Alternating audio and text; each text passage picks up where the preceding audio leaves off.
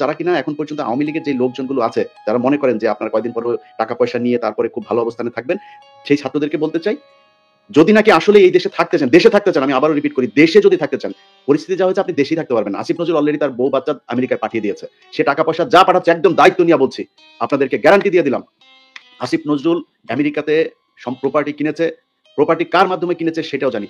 পরিস্থিতি আসুক, পরিস্থিতি আসলে আপনারা জানতে পারবেন, তখন এই ক্যান্টনমেন্টের ঘটনা যেমন আজকে বের হয়েছে ওইভাবে সবকিছু সামনে নিয়ে আসা হবে।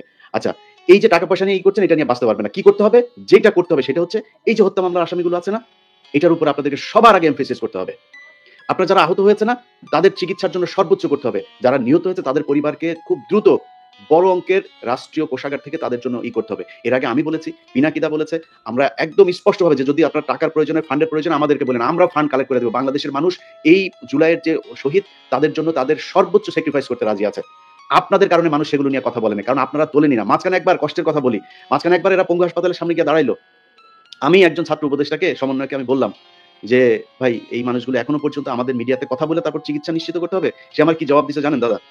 সে আমারে বলে যে, ভাই এরা হইছে উপদেষ্টা হইতে চায়। বুঝছেন? কয় আমার এরা উপদেষ্টা হইতে চায়, এদের অন্য ধান্দা আছে। আমি বললাম তাই না? যেকোনো ডিসেন্ট ভয়েসকে, যেকোনো প্রমিনেন্ট ডিসেন্ট ভয়েসকে বলা শুরু করে আরকি, যে উপদেষ্টা হইতে পারেনি জন্যই এরকম এগুলি করে। তো আমরা এই বিডিআর হত্যাকাণ্ড নিয়ে ধরেন যে কাজগুলো করা হয়েছে, সেনাবাহিনীর পক্ষ থেকে এখনো পর্যন্ত যেই কারণে বিভিন্ন জায়গায় তাদের লোকজন বিভিন্ন লোকজনকে থ্রেট করে, একজন আলেম তাকে জামিন দেওয়া হয়েছে 2000 আপনার মানে এখন থেকে 9 বছর আগে। তারাবি নামাজ পড়ে সে যে বাড়িতে যাচ্ছে তারে ফলো করে তারপরে বাড়িতে ঢোকার সাথে তারে ধরে নিয়ে আসছে। 16 বছর বয়স একজন হাফেজ। আচ্ছা সরি, আমি ইলিয়াস এখানে একটু ইন্টারাপ্ট করি তোমাকে, কারণ এটা আমাদের ইন্টারনাল আলাপ, যেটা আমরা বাইরে বলিনি এখনো। আমি তোমাকে বলছিলাম যে আলেমদের যারা, আমি কিন্তু বেশ কিছু আলেমের মামলা ডিসমিস করার জন্য আমি নিজে ব্যক্তিগত উদ্যোগ নিয়ে কাজটা করছি, টিভিদের সাথে কথাবার্তা বলে, এবং এই লিস্টটা একটু প্লিজ করো তুমি। আমার সাথে কালকে রাতেই আমার সাথে আলেমদের একটা প্রতিনিধির মিটিং হবে। আপনি চাইলে আমি আপনাকে তাহলে সেখানে রাখতে পারি।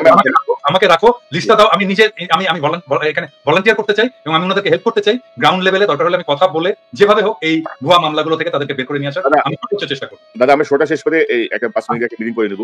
আমি যেটা বলতে যাচ্ছিলাম, গুরুত্বপূর্ণ দুটো পয়েন্ট বাদ পড়ে যাচ্ছে। শিরিন শারমিন চৌধুরী, আপনি জানেন যে ভুয়া পাসপোর্ট করতে যে এক সেনাবাহিনীর কর্মকর্তার বাসায় তিনি আছেন, তার ব্যক্তিগত কর্মকর্তাকে দিয়ে প্রভাব খাটিয়ে তিনি তার পাসপোর্ট করতে চেয়েছিলেন। তার মানে শিরিন শারমিন চৌধুরী এখন দেশে আছেন। আমি জানি যে আরাফাতও দেশে আছেন, আরাফাতও দেশে।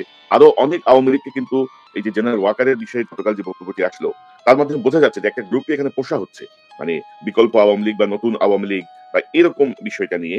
তো সেই জায়গাতে আসলে কি করণীয়, এই বিষয়টা একটু আমি তো ডাক্তার, হ্যাঁ, মানে এটা ভালো আওয়ামী লীগ যদি তৈরি করা যাইতো, তার চেয়ে ডাক্তাররা অনেক আগে গবেষণা করে বাইর করতে করার চেষ্টা করতো যে কি করলে গুয়ে গন্ধ হবে না। হ্যাঁ, তাহলে এটা যেহেতু পারা যায়নি, এটা যেহেতু পসিবল হয়নি, ভালো আওয়ামী লীগ তৈরি করতে পারবে না কোনোদিনই না। আওয়ামী লীগ সবসময় ফ্যাসিস্ট হবে, কারণ আওয়ামী লীগ আসলেই একটা ফ্যাসিস্ট দল। তার কনস্টিটিউশন শুরু করে তার পলিটিক্স টোটালি ফ্যাসিস্ট। তো এই যে শিরিন শারমিন বা এই জাতীয় কিছু আওয়ামী লীগ নেতা, গুচ্ছ নেতা বসে বসে আরামাইশ করবে, মানে এর মধ্যে কনক ভাই ওইটা না, আমি এই জায়গায় যেটা করতে হবে, ওই যেই মব শুরু হয়েছিল ছাত্রদের সামনে, এখন রাস্তায় একটা অনেক ছাত্রদেরকে কোণঠাসা করে রাখা হয়েছে। ইভেন হাসনাত সার্জিসও এখন কোণঠাসা এই মাহফুজ আর আসিফদের কাছে। তারা এখন ক্ষমতার ভোগ করার মধ্যে আছে।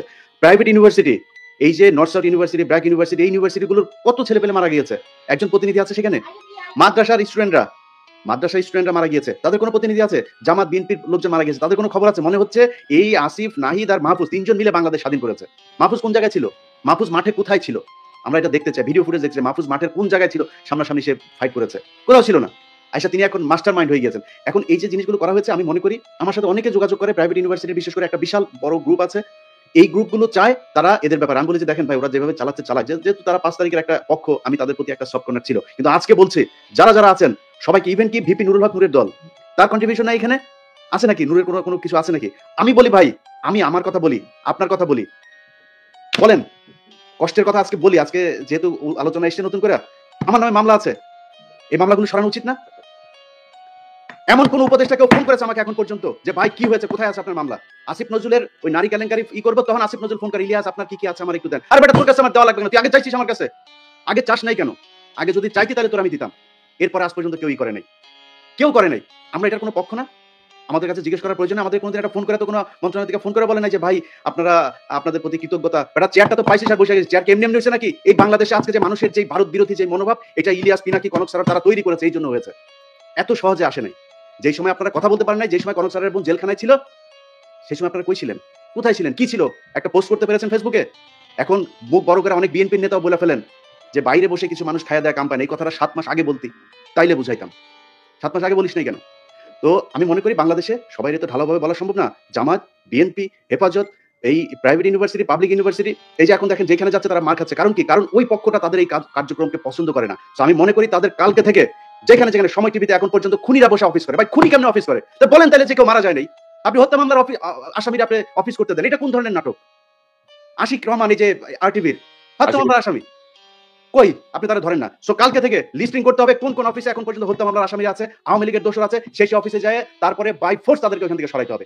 সাংবাদিক, প্রথম আলো যেসব সাংবাদিকরা এই বাংলাদেশে ভুয়া জঙ্গি বানায় তারপরে তাদেরকে 12 বছর গুম করে রেখেছে, তাদের কি করতে হবে? সবচাইতে বড় কাজ যেটা, সেটা হচ্ছে যারা এই 12 বছর গুম ছিল।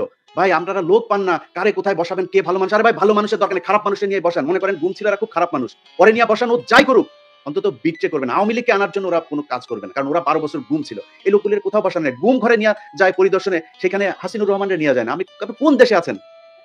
আপনার এই ওয়াকারের গায়ে আগুন জ্বলা যায় হাসান নাসির আর আসিনুরের নাম শুনলে। আপনি কে ওয়াকার মিয়া? আপনার জীবনের সবচাইতে বড় পাপ আপনি যে দোজখে যাবেন, আপনি নাকি মাগরিব থেকে আসা পর্যন্ত আপনি নাকি কোরআন ছাড়া কিছু বুঝেন না। আমাদেরকে বুঝাই গেল ভাই, আজকে বলি নামটাম না বলি, আমার আর কনক ভাইরে আর্মির প্রতিনিধি দল এসে নিউ ইয়র্কে এসে বুঝাই গেল উনি মাগরিব থেকে আসা পর্যন্ত কারোর সাথে দেখা করেন না, কোরআন শরীফ পড়েন। এইভাবে নাকি কেমন পরে চশমা চোখে দিয়ে এইভাবে দেখা গেল একদম সামনে বসা। আমরা বিশ্বাস করলাম। আমরা কিন্তু তারপর থেকে পিনাকি দাদার কাছে আমি মাপ চাই আজকে। পিনাকি দাদা আমারে বলছে যে তুমি ইয়ারে কেন করলা, ওয়াকারে কেন ব্ল্যাঙ্ক সাপোর্ট দিলা? আমাকে দাদা ইয়ে করেন, দেখেন বিডিআর এটা নিয়ে ভালো একটা রেজাল্ট আসবে। ফারাবিরা এখন পর্যন্ত ছাড়ে নাই। আমার বললো ইলিয়াস আপনি কি চান?